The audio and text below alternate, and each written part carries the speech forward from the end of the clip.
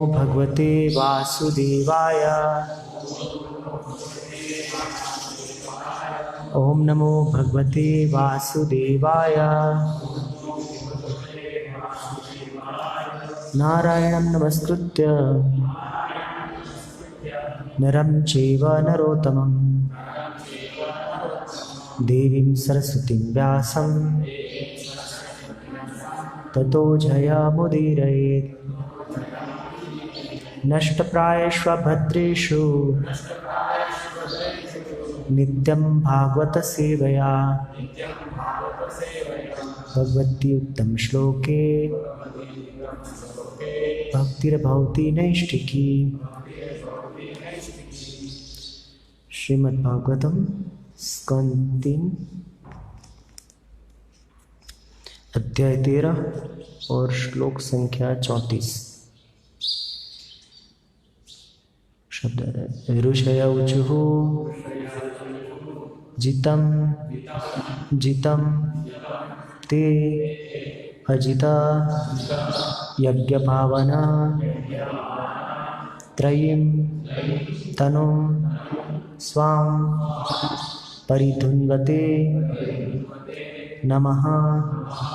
यत् रोम गर्तेषु निलील्यो अद्यः तस्मै नमः। कारणसुकराय ते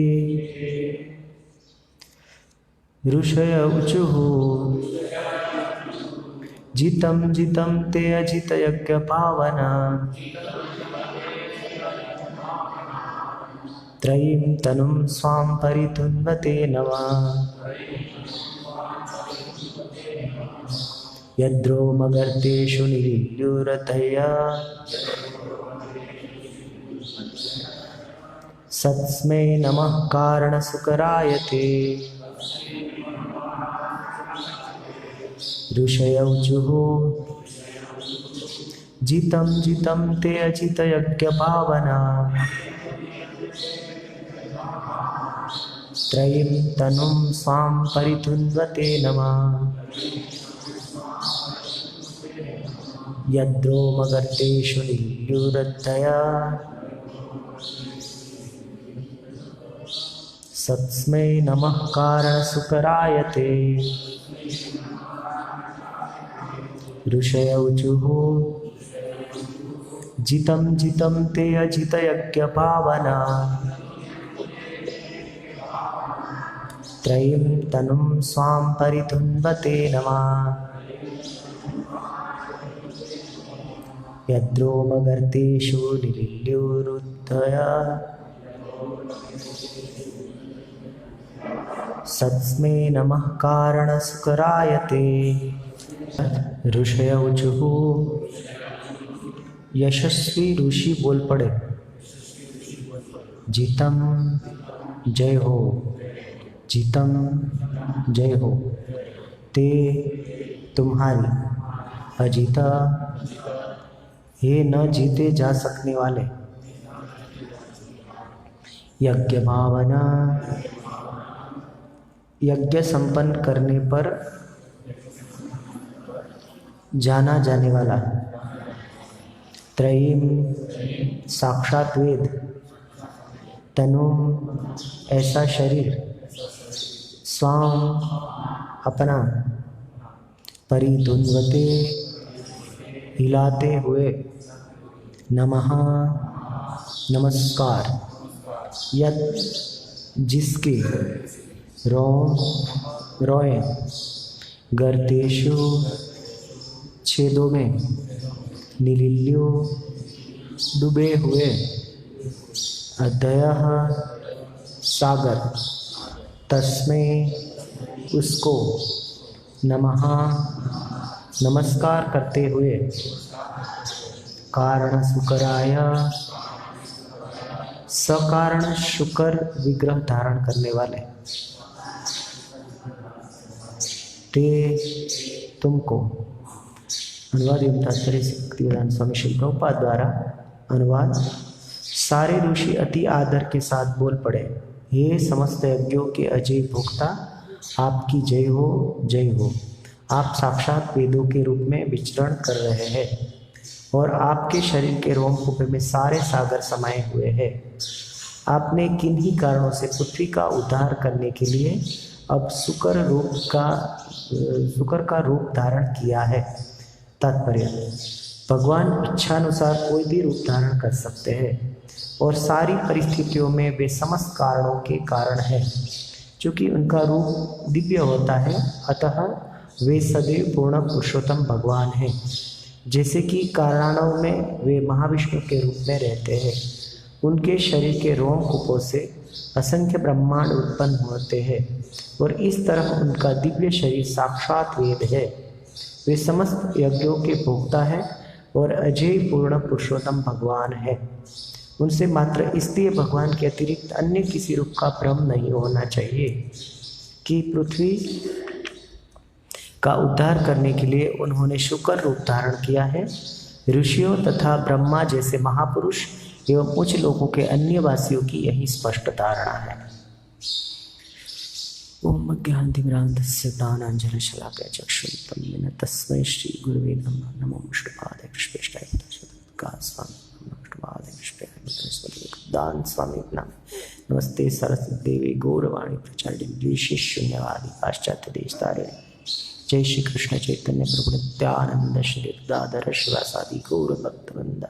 हरे कृष्णा कृष्णा कृष्णा हरे हरे, हरे राम राम राम हरे हरे।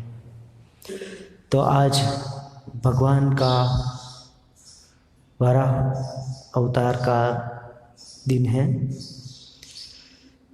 तो एक तरीके से देखा जाए तो वाराह जो है वो ये भौतिक जगत के अंदर तो पशुओं में बहुत निकृष्ट प्राणी गिनती में लिया जाता है कि अस्वच्छ और गंदा प्राणी गिनती में लिया जाता है।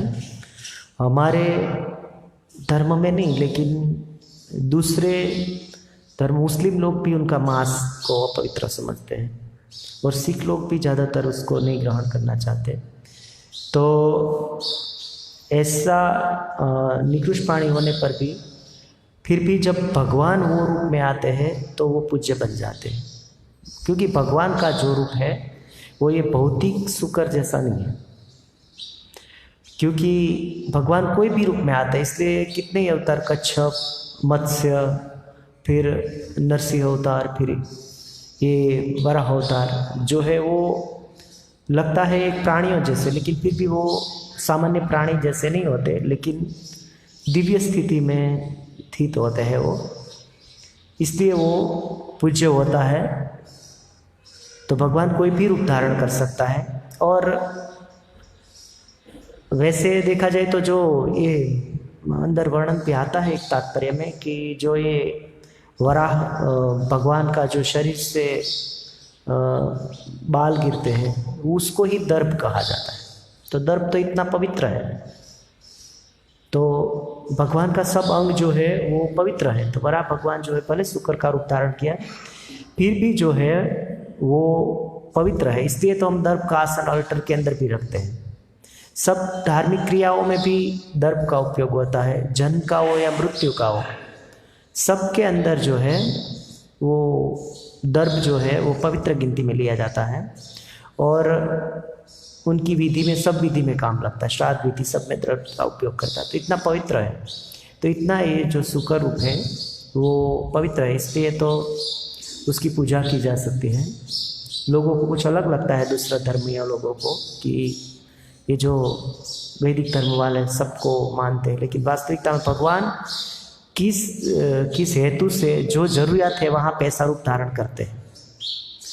हिरण्यकशिपु को मारने के लिए ऐसा रूप की आवश्यकता थी, तो ऐसा रूप धारण किया। तो यहाँ पे जो है वो पृथ्वी का उद्धार करने के लिए शुक्र रूप धारण करने की आवश्यकता थी, तो भगवान ऐसा रूप जो है वो धारण करते हैं। तो उनकी पूर्व कथा में देखें तो जो स्वयंभू मनु का पहला जो मनवंतर था उसके अंदर सृष्टि की शुरुआत, ब्रह्मा सृष्टि की शुरुआत रच रच के थक गए, कितना मन से कितना संकल्प से सृष्टि किया, और वो भी बिना पत्नी का, उनको ही मेहनत पड़ता था सब कुछ सर्जन करने के लिए। तो फिर बाद में उन्होंने जो ये मैथुन सृष्टि रचने के लिए मनु और शत्रुपा को उत्पन्न किए उनके अंगों से। तो फिर बाद में उन्होंने सोचा कि मेरा काम जो है वो हल्का हो जाए, तो इसकी वजह से फिर बाद में सृष्टि ऐसे ही चलता रहे और सब जीवों को ये जगत में आने का मौका मिले। जो बद्ध जीव है वो सब फिर से वापस आ सकते हैं ये शरीर के अंदर। तो इसलिए मनु और शत्रुपा को प्रजापति के रूप में उन्होंने संतानोत्पत्ति के लिए प्रस्ताव रखा। तो स्वयंभू मनु ने कहा कि हम प्रजा को बढ़ाए तो सही, लेकिन उनके स्थिर रहने के लिए जगह तो चाहिए ना। तब जो पृथ्वी है वो सागर के अंदर जो है वो अंदर थी, तो फिर उसको रहने के लिए कुछ जगह भी चाहिए। तो इसलिए गर्भोदक सागर के अंदर तो फिर भगवान जो है वो श्वेत वाराह का रूप धारण करके पृथ्वी को ऊपर उठा देते, ला देते हैं। तो भक्तों की इच्छा को समझ के, और ब्रह्मा की जो है वो सब जगह पे ब्रह्मा नहीं पहुंच पाते हैं, तो भगवान ऐसी स्थिति के अंदर मदद करते हैं। तो ये वराह जो है अवतार वो पृथ्वी को स्थापित कर देते हैं, तो इसके ऊपर जो है वो सब लोग रह सके और प्रजा जो है वो आगे बढ़ सके। तो भगवान को जब जब ज़रूरत होती है तब भगवान जो है वो मदद करता होता है, क्योंकि उनको मालूम है कि ये ब्रह्मा भी एक जीव होने की वजह से सब जगह नहीं पहुंच पाएगा। तो इसलिए देवता की कुछ कुछ जगह पे उनकी शक्ति नहीं पहुंच पाती है, तो फिर बाद में जो भगवान है वो उनको मदद करते हैं, विष्णु भगवान। हम देखते हैं कि समुद्र मंथन के समय भी जब देवताओं की शक्ति कम पड़ गई तो भगवान ने उनको मदद किया, उनका कार्य सिद्ध करते हैं। तो इसी तरीके से जब जब भी देवताओं को आवश्यकता रहती है तब भगवान जो है वो अपना अलग अलग रूपों में अवतार धारण करके उनको मदद करते हैं। हिरण्यकशिपु को भी मारने के लिए भगवान ने मदद किया था। तो उस तरीके से बारंबार जो भगवान है वो देवताओं की मदद करते रहते हैं, और ऐसे जो अवतार है वो धारण करते रहते हैं। तो ये अवतार जो है वो 2 बार आते हैं 2 मनवंतरों के अंदर, एक बार श्वेत वाराह कल्प में और दूसरा जो श्वेत वाराह कल्प कहा जाता है, दूसरा जो है वो रक्त। तो 2 बार वराह भगवान आता है, लेकिन उनकी जो कथा है वो मैत्रेय मुनि विदुर जी को एक साथ बताते हैं, इसलिए भागवतम के अंदर वो एक साथ कथा जुड़ी हुई आती है। दो वाराह की कल्प की कथा जो है वो एक साथ, वरना देखिए तो ये स्वयंभू मनु का मनवंतर जो है वो अलग है, और वैवस्वत मनवंतर जो चाक्षुष मनवंतर के अंदर आती है कथा, तो वो भी अलग है। तो दोनों मनवंतरों के अंदर जो कथाएं हैं वो अलग अलग है, लेकिन फिर भी एक साथ जोड़ दी गई है।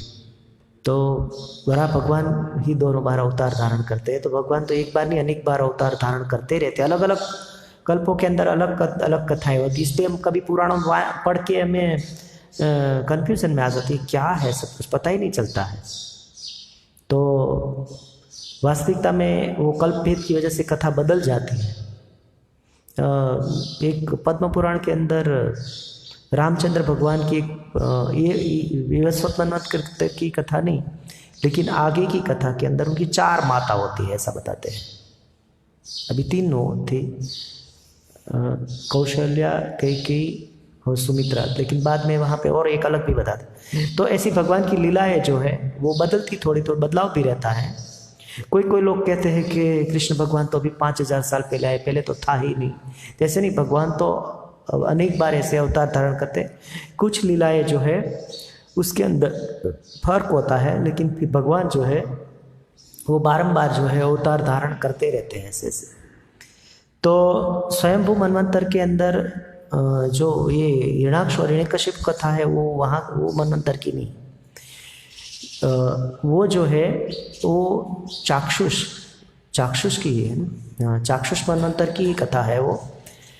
क्योंकि वो समय में फिर लगता है कि फिर दक्ष तो सृष्टि की शुरुआत के अंदर जो है वो ब्रह्मा से द्वारा ये मानस पुत्रों के द्वारा मन के द्वारा पुत्र उत्पन्न हुए थे, उसमें भी दक्ष आते हैं जो शिव जी यज्ञ का ध्वंस करते हैं, वो दक्ष प्रजापति।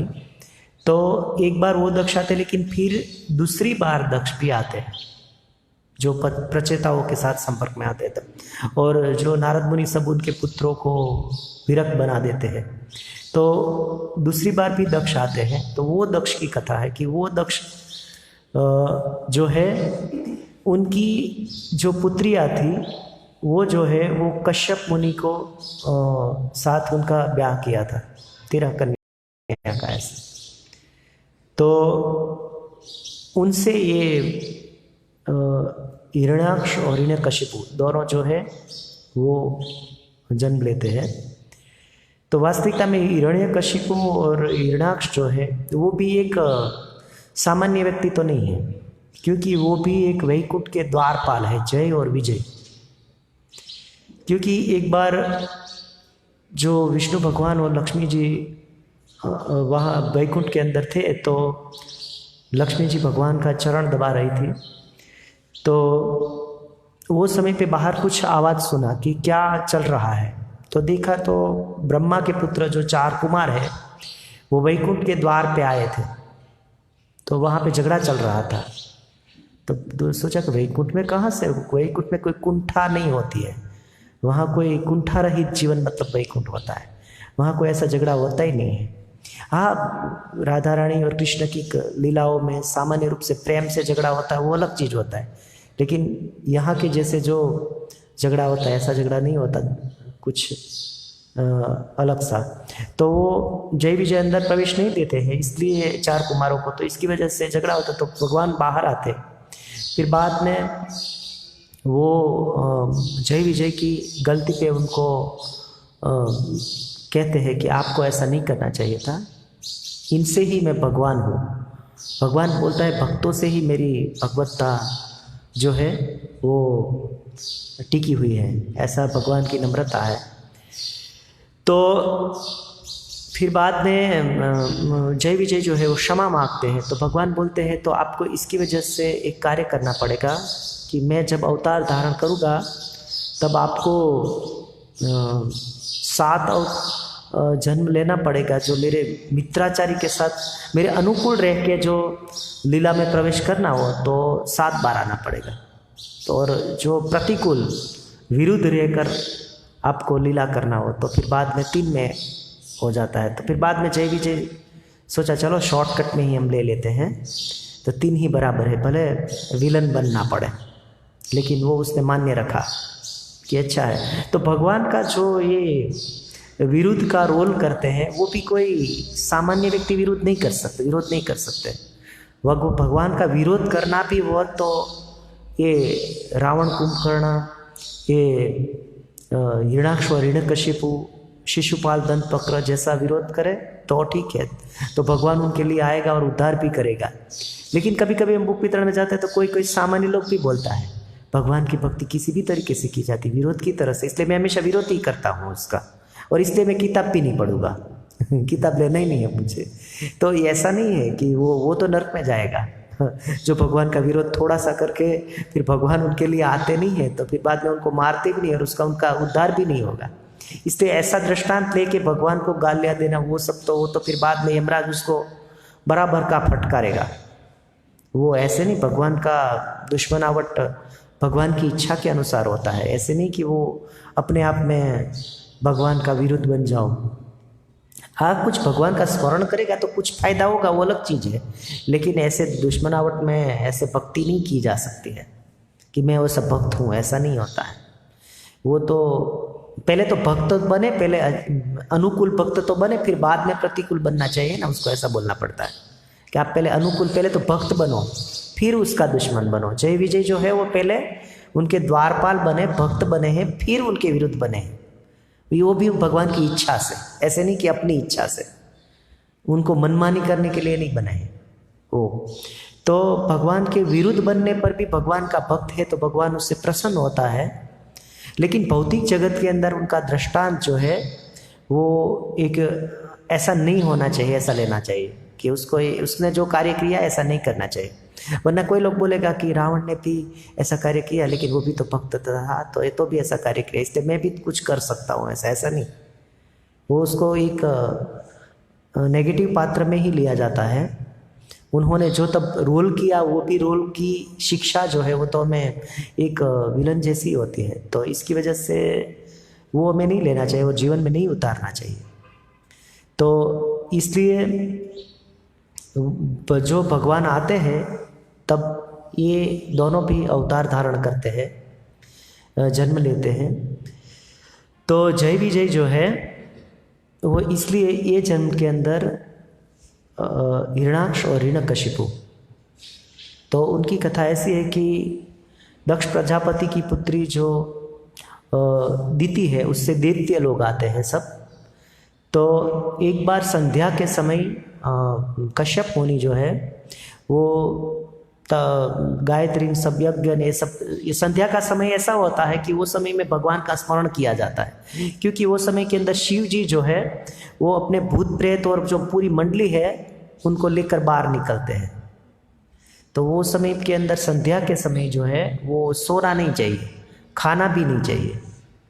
संध्या के समय जो है वो श्रवण भजन कीर्तन वो सब करना चाहिए, इसलिए सब गायत्री करते हैं सुबह दोपहर और शाम। दोपहर को भी मध्याह्न संध्या होती है। बोले कि संध्या तो सुबह शाम होती है, दोपहर कहाँ संध्या होती, कोई कोई ऐसा भी पूछता है, लेकिन दोपहर में भी मध्याह्न संध्या होती है। तो इसलिए तीनों टाइम ब्राह्मण लोग जो है वो गायत्री भी करते हैं। वो समय में भगवान का भजन करने का टाइम होता है, वो समय में सोना भी नहीं चाहिए।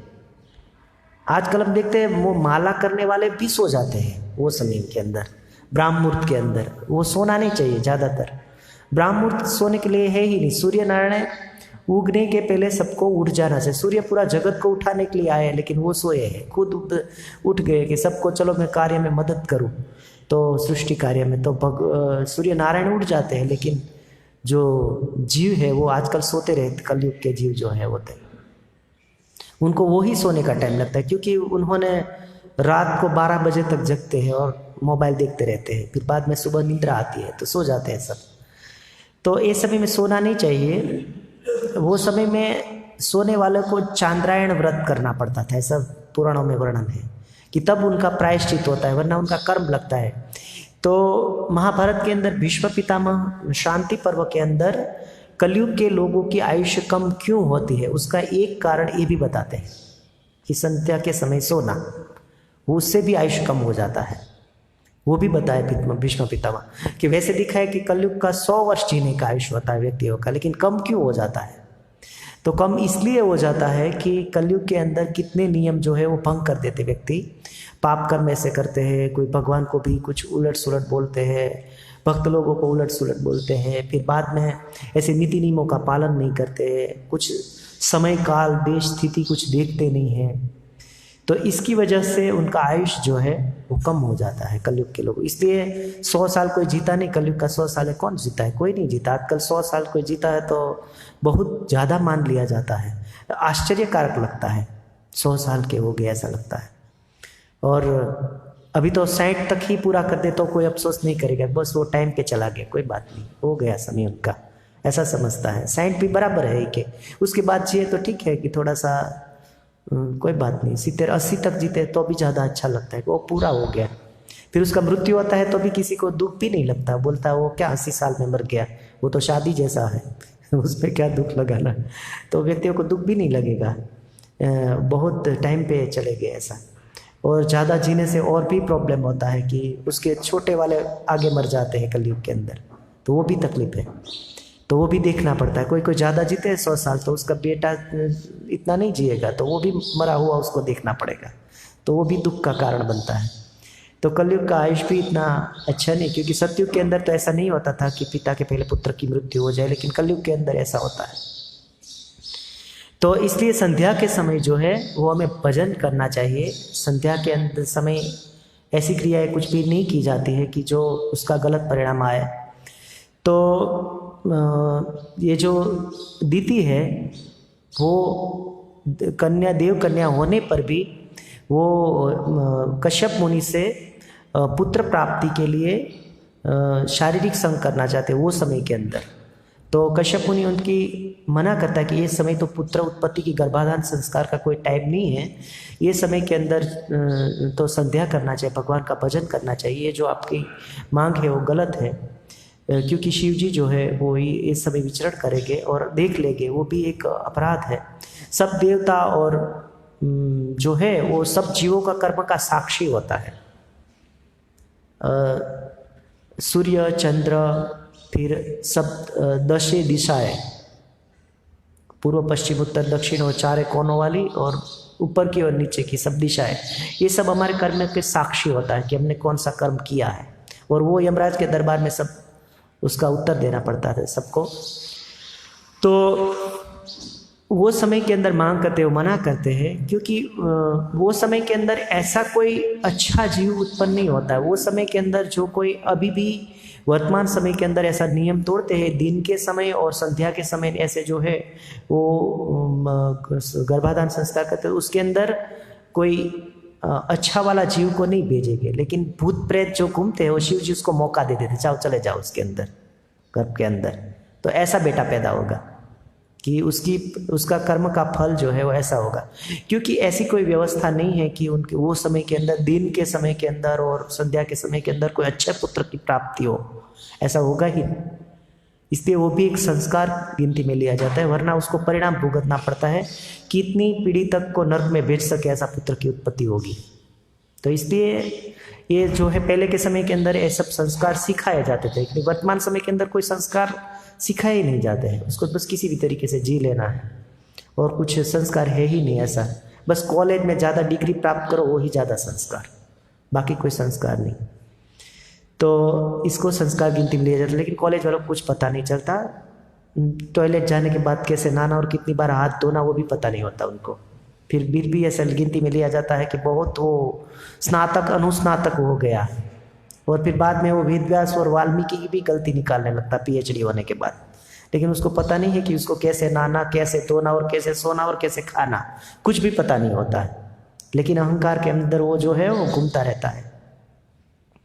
तो इस तरीके से नहीं होता है।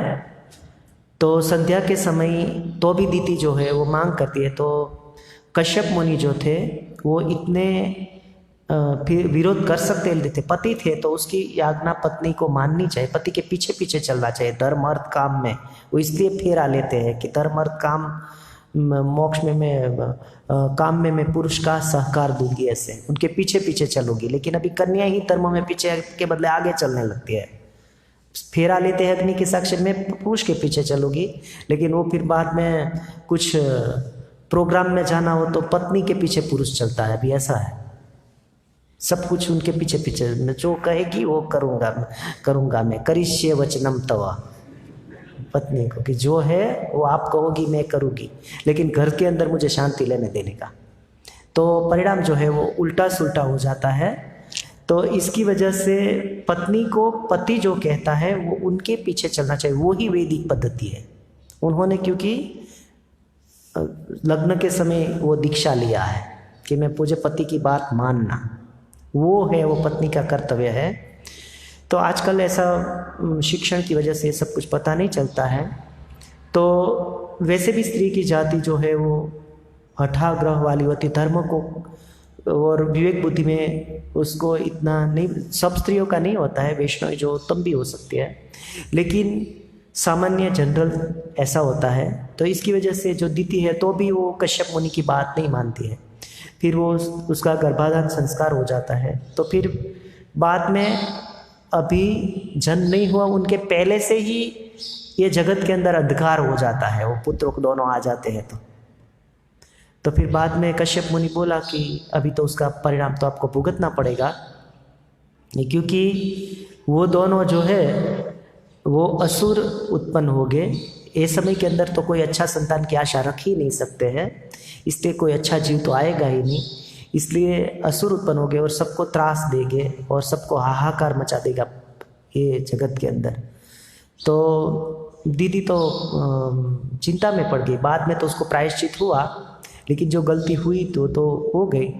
तो बोली कि बहुत चिंता में पड़ गई। फिर बाद में फिर भी कश्यप मुनि जो है वो तो मुनि थे, इसलिए वो आगे के त्रिकालदर्शी भी थे, इसलिए जानते थे। इसलिए उसने कहा कि कोई बात नहीं, फिर भी असुरों के कुलों में भी एक भक्त प्रहलाद जैसे भक्त आगे से आएगा, तो उनकी वजह से तो फिर दीदी थोड़ी शांत हो गई कि ठीक है कोई बात नहीं। तो इसलिए उसने 100 साल तक गर्भ को धारण करके रखा, दीदी ने जन्म ही नहीं दिया तब तक। तो इसकी वजह से फिर बाद में उसको संतोष हुआ, कोई बात नहीं असुर है, फिर भी पैदा होने देती हूँ उसको दोनों को, फिर बाद में उसकी वजह से अच्छा संतान, कम से कम तीसरी पीढ़ी तो सुधर जाएगी, कोई बात नहीं। तो उसको राहत हो गया कि ठीक है बराबर है, चलेगा ऐसे तो कोई बात नहीं। फिर बाद में जो हिरण्याक्ष और हिरण्यकशिपु दोनों का जन्म होता है, तो पूरी प्रकृति के अंदर उलट सुलट होने लगता है। जो आकाश में जो मंदिर के विग्रह जो है वो रोने जैसा हो जाता है। फिर बाद में धूल की डमरिया जो है वो पूरा रास्ते में उठती है, गद्दा भौंकने लगता है, शियार जो रोते हैं वो रोने लगते हैं। ऐसे ऐसे सब लक्षण। दुर्योधन जब जन्म हुआ तब भी ऐसा भी हुआ था। तो कि अभी प्रकृति के ऊपर कुछ उथल पाथल होती है तो प्रकृति उसका निर्देश पहले से ही कर देती है। कुछ उल्टा सुल्टा कार्य होता है तो प्रकृति हमें संदेश भेजती रहती है। प्रकृति जड़ नहीं है, प्रकृति इसलिए पूज्य भी है। पृथ्वी जो है, इसलिए जो वैदिक धर्म में सब कुछ जो है वो देवी होने की वजह से सब उसकी पूजा करते हैं। बाकी के लोग तो सब समझते हैं कि ये तो इसलिए गोला है और कुछ नहीं है, ऐसा ऐसा बोलता रहता है, लेकिन ऐसा नहीं है। सूर्य चंद्र सब जो है वो देवता है और सब निर्देश करते रहते हैं। तो इसलिए रामायण के अंदर भी कितने ऐसा प्रसंग आता है कि उनके अंदर जो है वो रावण का युद्ध होता था, तब मंदोदरी भी बताती थी कि अभी देखो कुछ गलत संकेत हो रहा है, आपके भाले के ऊपर ऐसे गरुड़ ऐसे गिद्ध जैसा पक्षी बैठ गया है, या फिर दाई या बाई आँखें जो है वो फड़क रही है, शरीर का दायां अंग फड़क रहा है या बायां अंग फड़क रहा है। तो दायां अंग जो है वो स्त्री का फड़कता है तो कुछ उसको डरावना कुछ होने वाला है, घटना है ऐसा। आँखें दाएं आँख फड़क रही है तो उसको कुछ डर वाला होता है। लेकिन पुरुष की जो है वो बाईं आँख दाबी आँख जो फड़कती है तो उनको डर का, दोनों को उल्टा है कि फड़कती है तो कुछ ऐसा संकेत आता है कि कुछ घटना ऐसी होने वाली है। तो ऐसा बहुत कुछ प्रकृति जो है वो पहले से ही संदेश दे देती है। तो रामायण में ऐसे अनेक प्रसंग ऐसे आते हैं, उसमें वाल्मीकि रामायण में लिखा है ऐसा कि प्रकृति ऐसा निर्देश करती है। तो ये फिर बड़े असुर होता है तब तो पूरा सृष्टि के ऊपर उसका संकेत होने लगता है। पहले के बूढ़े लोग भी बोलते थे ये दिशाएं बहुत डीम हो गई है, तो क्या कुछ अच्छा पुरुष जो है उसका मृत्यु हो गया क्या, ऐसा ऐसा कुछ संकेत देते थे। तो प्रकृति के अंदर ऐसा बहुत कुछ बदलाव आ जाता है।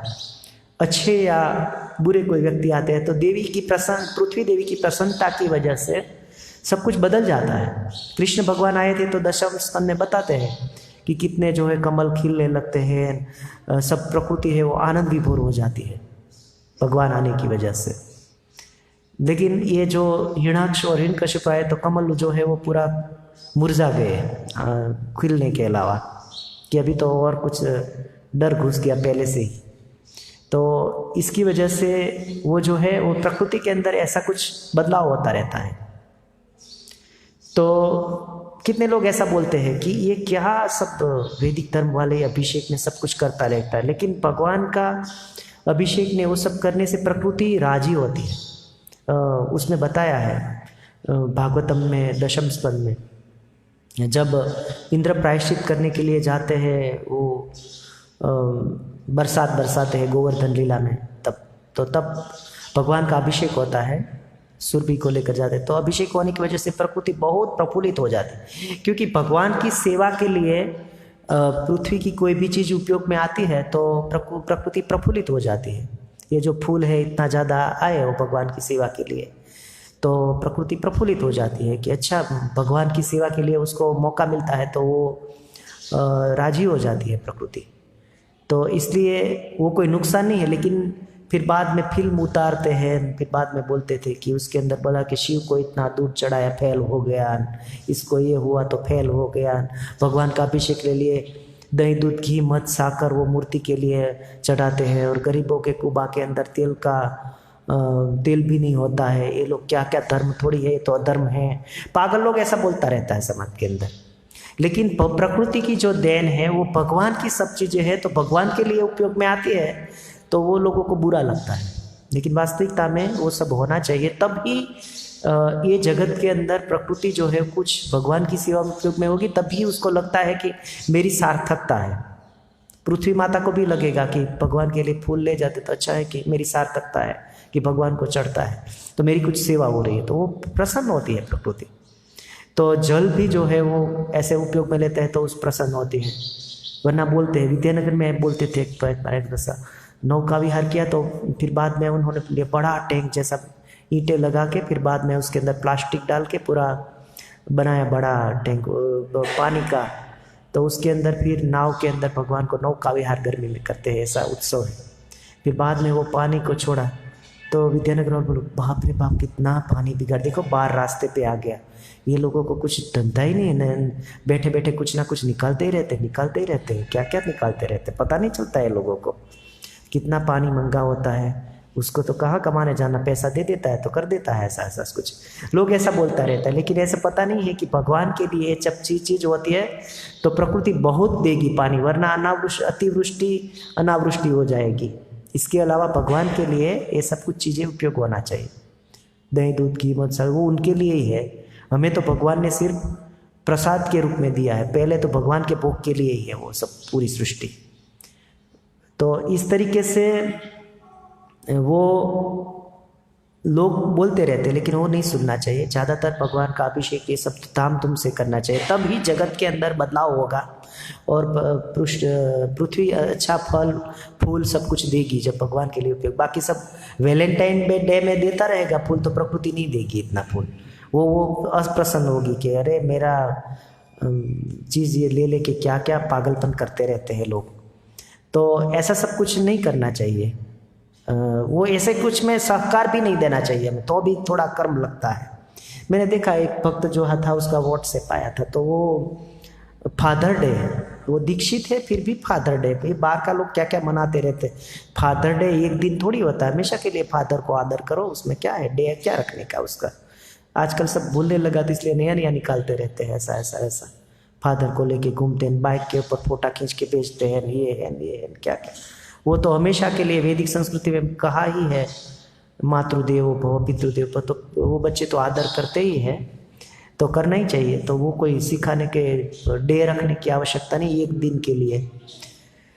तो ऐसा दीक्षित भक्त भी ऐसा सहकार देने लगता है और बर्थडे मनाते रहते हैं और मोमबत्ती को बुझाते रहते हैं। वो मोमबत्ती बुझाना वो तो अपशुकन होगा। ज़्यादातर हम दीप को प्रागट्य करते हैं, क्रिश्चियन लोग जो है वो बुझाते हैं, तो हमारे वाले भी बुझाने लगते हैं।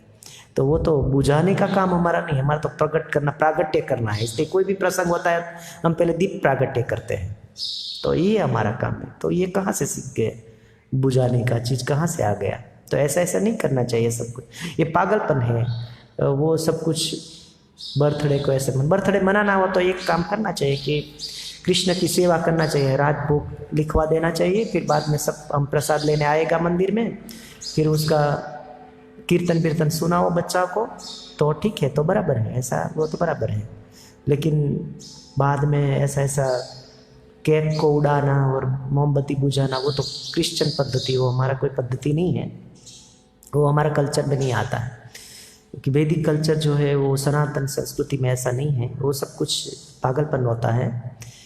तो इस तरीके से प्रकृति जो है वो ऐसे विरुद्ध हो गई हिरण्याक्ष और हिरण्यकशिपु के आने की वजह से।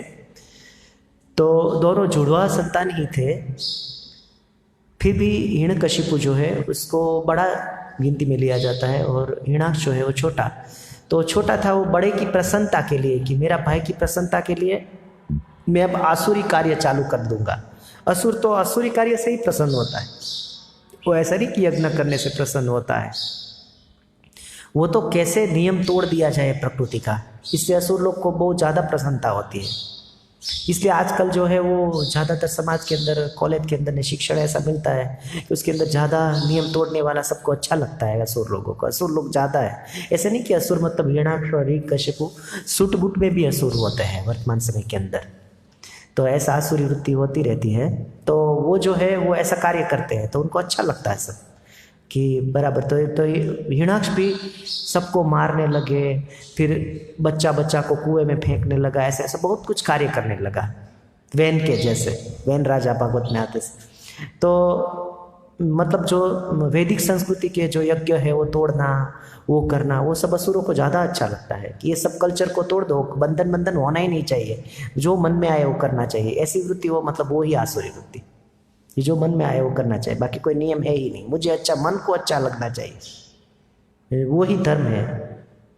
तो इसलिए ऐसे जो आसुरी वृत्ति है वो सब असुरों को नीति नियम में चलना अच्छा नहीं लगता है उनको, इसलिए वो ऐसे ही कार्य करते हैं।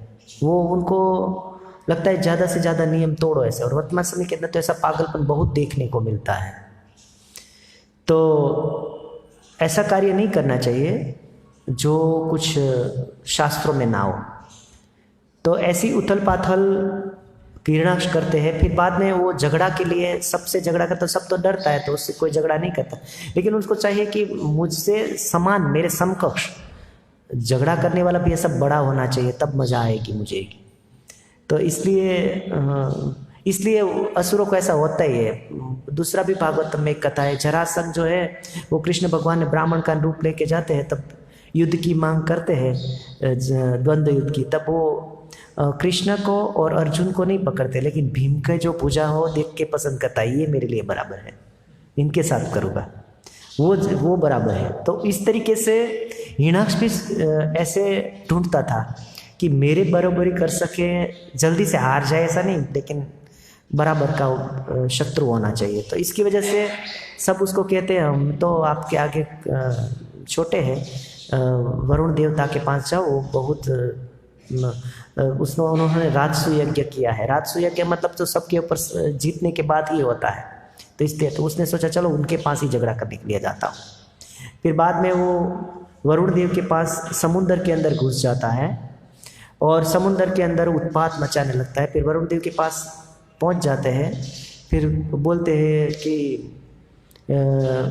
पहले तो प्रशंसा करते हैं वरुण देव की, क्योंकि उनको लगता है कि पहले आदर दूँ फिर बाद में अपनी असली बात जो है वो निकालो। तो वरुण की बहुत कि आपने तो राजसु यज्ञ किया है, आप बहुत बलवान हैं, वो तो मैं तो भिक्षा लेने के लिए आया हूँ, और भिक्षा में क्या चाहिए, मुझे आपसे युद्ध करना, आपसे युद्ध करना है। तो इसकी वजह से वो उनसे लड़ने गए। तो वरुण देव तब बोला कि इसके साथ कौन लड़े गए, तो बहुत बलवान है, इनके साथ हमारा काम नहीं, इसके अलावा चलो दूसरा ही कुछ रास्ता अपना लेते हैं। उन्होंने कहा मैं तो अभी बुढ़ा हो गया, वरुण देव कहता है मैं नहीं लड़ पाऊँगा, इसके अलावा जो ये भगवान का, विष्णु का जो अवतार है वो आपके साथ लड़ सकते, मैं तो नहीं लड़ सकता हूँ, मेरा इतनी ताकत नहीं है। पहले से ही शरणागति ले लिया तो कि चलो इससे छुटकारा हो जाए। तो फिर बाद में वो वहाँ पे वराह भगवान जो है वो शुक्र के रूप में समुंदर के अंदर आते हैं, और फिर बाद में उनको देखते हैं हिरण्याक्ष। वो बोलता है कि अरे वो अधम व्यक्ति ने, ऐसा पहले शुरुआत में कुछ गालियाँ देते हैं सुअर को कि शुरुआत में जो गालियाँ देंगे तो अपने आप गुस्सा करेगा तो मेरे साथ झगड़ा चालू हो जाएगा, इसलिए शुरुआत से ही, क्योंकि उसके साथ मैत्री करने के लिए तो वो नहीं गया था, इसलिए वो पहले से ही कुछ ऐसा बोलने लगता है कि आपसे तो कुछ होने वाला नहीं है, आप जो करते हैं वो सब माया से करते हो, बाकी आपकी माया जो है ना वो कुछ कार्य करती है, ऐसा सब असुरों को मारती है, आपसे तो कुछ होने वाला नहीं है। तो ऐसा भगवान को चिढ़ाते, तो भगवान जो है वो भी, उनको भी अपमान में सब लगता है। ऐसे नहीं कि भगवान जो है वो उसको कुछ है ही नहीं, भगवान भी भक्तों को खुश करते हैं तो उसको भी अच्छा नहीं लगता। भगवान निर्गुण निराकार नहीं है, हम मायावादी नहीं है। निर्गुण निराकारवादी जो लोग हैं वो मानते हैं कि भगवान को कोई भावना है ही नहीं, लेकिन भगवान को भी जो है वो ये सब भावनाएं होती है। तो इसकी वजह से वो इतनी परवाह नहीं करते। वो इसके लिए ऐसा नहीं कि उनके भूखे होते हैं कि वो लोग, लेकिन फिर भी उनकी जो कृतज्ञता, नमक हरामीपन होता है वो भगवान को अच्छा नहीं लगता है। तो इसकी वजह से वो भगवान से पड़कार फेंकता है हिरण्याक्ष, और फिर गदा लेके उनके साथ युद्ध करने के लिए तैयार होते हैं। तो भगवान का थोड़ा होता है युद्ध, लेकिन फिर बाद में जो भगवान है वो पृथ्वी को लेकर ऊपर के पहुंचा देते हैं। तो हिरण्याक्ष को लगता है ये क्या भाग गया, देखो डर गया मेरे से। तो भी देवता लोग जो है वो फूल की वर्षा कर रहे हैं, तो उनको लगता है कि ये क्या पागलपन है, जो भाग जाता है उनके लिए, मेरे लिए मैं जीत गया हूँ इसलिए मेरे ऊपर फूल बरसाना चाहिए। ये क्या उल्टा चल रहा है सब कुछ, ये लोगों को बुद्धि है ही नहीं, ये डरने वाले व्यक्ति है।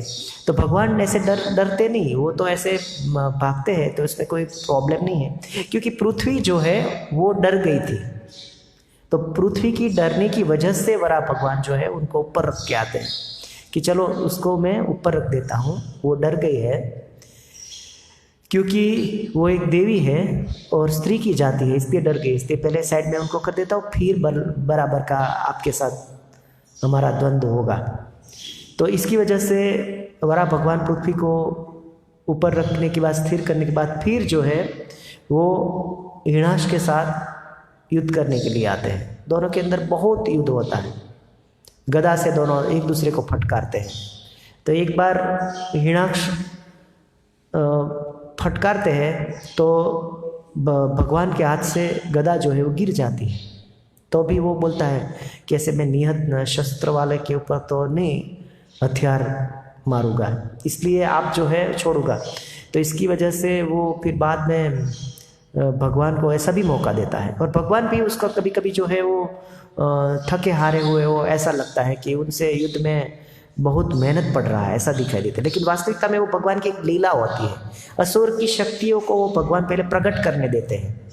फिल्म के अंदर भी आजकल ऐसा लोग करते हैं, पहले हीरो जो है थोड़ा सा मार खा लेता है, फिर बाद में उनको मारता है, तो लगता है कितनी शक्ति थी फिर भी मैंने उसको मारा, तो उसका कुछ महत्व रहता है।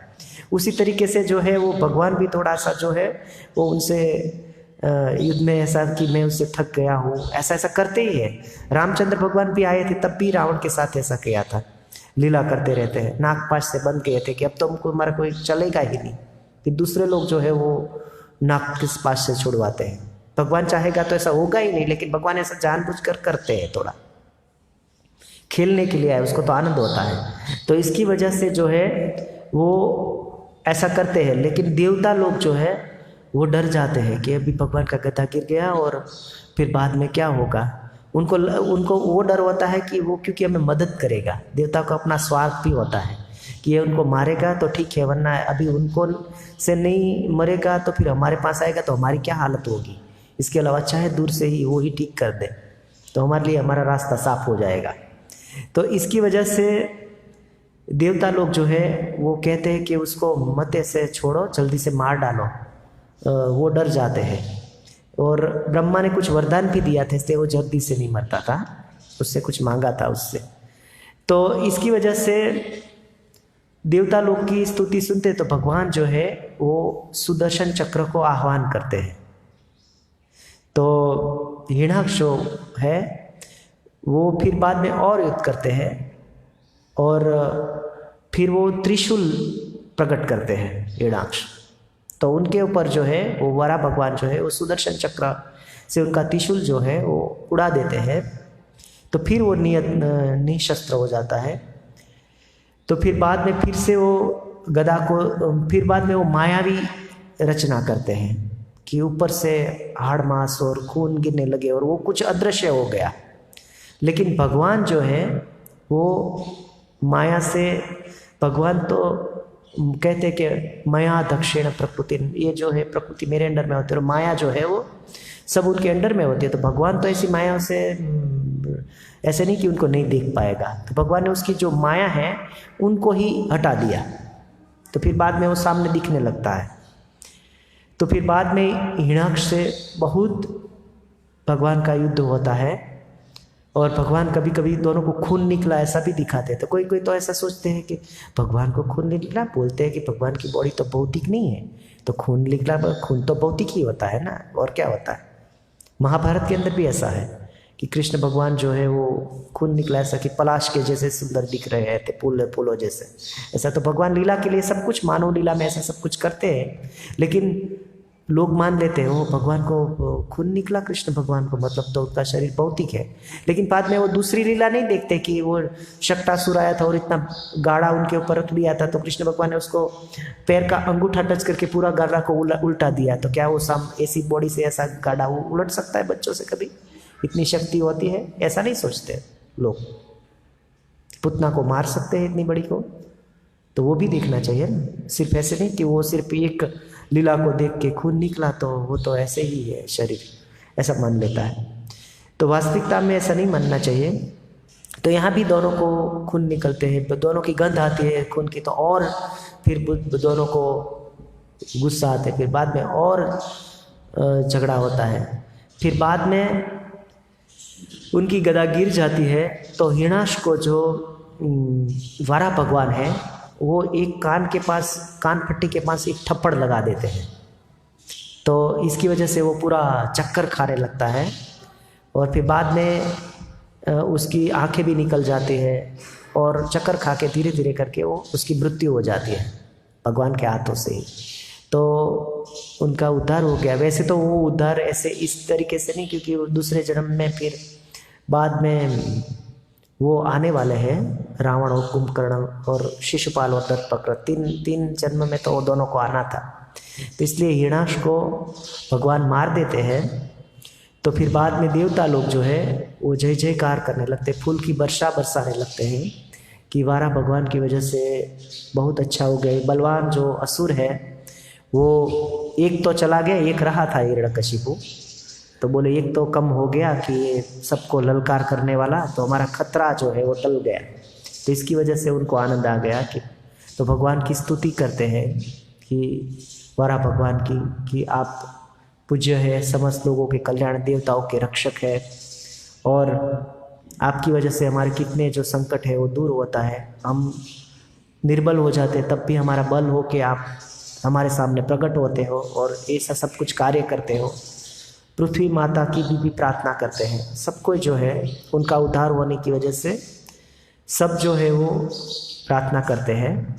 तो इस तरीके से वराह अवतार के अंदर जो वराह भगवान है वो ये हिरण्याक्ष को मार के सब देवताओं को और सब प्रकृति को पूर्ण आनंद देते हैं। तो इस तरीके से भगवान की लीलाएं होती रहती है। भगवान कोई भी रूप में आते हैं, लेकिन फिर भी वो बहुत कुछ कार्य बड़ा करते हैं, और उनका दशावतार में इसलिए जयदेव गोस्वामी ने भी उनकी जो है वो गाया है, शुक्र रूप जय जगदीश हरे, जय जगदीश हरे। तो भगवान की ऐसी प्रार्थना करना चाहिए कि, और हमें आनंदित होना चाहिए। ऐसे नहीं कि वो देवताओं के लिए खतरा है, भगवान का जो अवतार है वो सबके लिए आनंददायक होना चाहिए।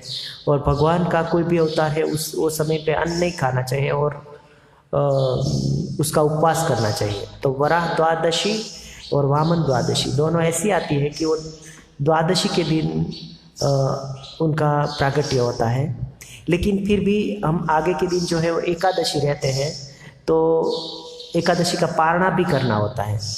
तो एकादशी को फिर दोपहर तक को तो नहीं रख सकते, तो इसलिए अनाज तो लेना पड़ता है आज के दिन। तो इसकी वजह से वराह द्वादशी और वामन द्वादशी में एक दिन पहले जो है उनका उपवास किया जाता है। एकादशी के दिन ही वराह द्वादशी का उपवास पहले कर दिया जाता है दोपहर तक। तो एकादशी के दिन सब लोग बोले एकादशी के दिन तो उपवास ही होता है, कितना लोग विद्यानगर में ऐसे बोलते थे, एकादशी दिन तो उपवास ही होता है, वहाँ का अनाज खाते हैं। तो उपवास ऐसे ही नहीं, मतलब कुछ दूध फ्रूट ये सब कुछ नहीं खाना चाहिए, दोपहर तक उपवास कर देना चाहिए, वरना तो हम पहले से ही मोरियन सब कुछ खाने लगते हैं, तो वो नहीं होता है। दोपहर तक उपवास किया जाए। भगवान का कोई भी अवतार में वैष्णव लोग जो है वो उपवास करते हैं तो भगवान की कृपा मिलती है, क्योंकि हमारे अंदर भी बहुत कुछ आसुरी वृत्ति है। हिरणाक्ष हमारे अंदर भी बैठा हुआ आता है सूक्ष्म रूप में, तो उनको भी मारने के लिए ऐसे वराह अवतार की आवश्यकता होती है, उनका प्रागट्य की जरूरी होता है। इसलिए सबको वराह भगवान की कृपा की आवश्यकता और सब भगवान के अवतारों की कृपा मिले और भगवान का गुण गाना वो वैष्णवों का कर्तव्य होता है। तो ऐसी लीलाओं प्रकट करना चाहिए और उसका उत्सव मनाना होता है। तो इसलिए वो दिन उपवास भी करना होता है और उत्सव मना के भगवान को आनंद, प्रकृति देव देवता सब कुछ जो है उससे आनंदित होता है, पूरा ब्रह्मांड के अंदर आनंद होता है। तो पद्म पुराण में लिखा है कि जो व्यक्ति भगवान का अवतार है वो दिन नहीं पालन करते हैं और ऐसे ही खाते रहते तो वो तो पशु और नरक में जाएगा। इसलिए उपवास करना चाहिए, सब भगवान का अवतार की कीमत करना चाहिए। तो इस तरीके से आज वराह द्वादशी के दिन भगवान का प्रागट्य होता है, तो वराह भगवान से वे प्रार्थना करना चाहिए और भगवान से, गुरु से प्रार्थना करना चाहिए कि हमारे अंदर भी ये सब आसुरी वृत्ति जो है उनको वो नष्ट करें। हरे कृष्ण। किसी का कोई प्रश्न? ग्रंथराज श्रीमद् भागवतम की जय, श्रील प्रभुपाद की जय, गीताय गौर।